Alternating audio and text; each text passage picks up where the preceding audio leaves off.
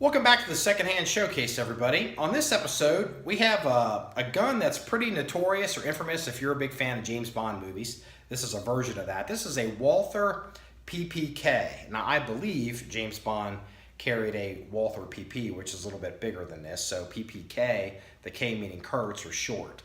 This is 32 caliber. I think that's the more desirable of the chain rings of this type of handgun. It is a straight blowback design. Just, if I can show this on film. It is a straight blowback. It has a slide mounted safety and a decocker. It's a very slim gun. Pretty popular carry gun back in the day. Not so much anymore now with the modern polymer offerings that we have. But I think the biggest complaint people had with these short little pocket rocket German Walther guns, or Walther, however you want to say it. One would be ammo sensitivity. I believe in the lore of the circles that I run in that the 380s were not very reliable where the 32s were. This is a 32. And the second thing was, and I haven't fired one of these in years, is the number one complaint would be people would get slide bite on the backs of their hands if they had any meat that kind of came up and got in the way of the gun.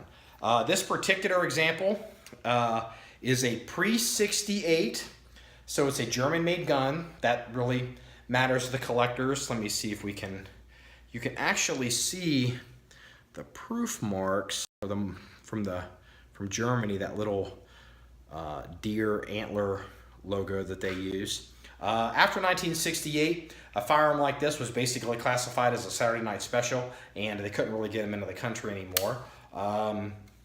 At some point in its past, a collector has what I would call whited the markings on the gun. So that is not factory. They just take a little bit of white paint or coloring and just wipe it in there into the recesses that way to make it a little bit more the markings more legible. That is not considered a negative in the collector community as far as I know.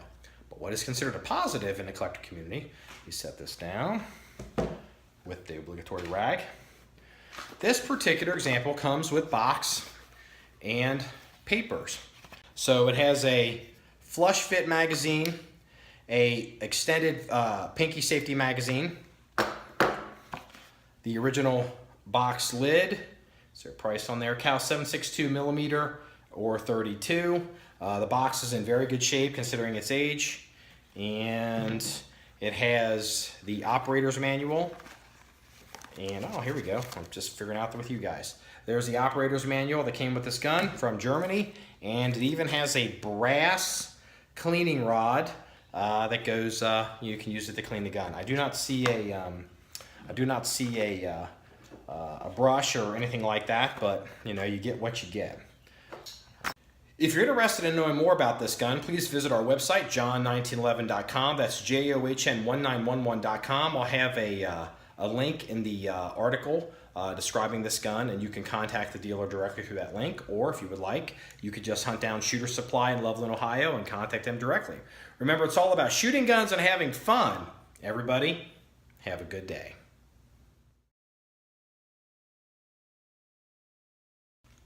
Bond. James Bond.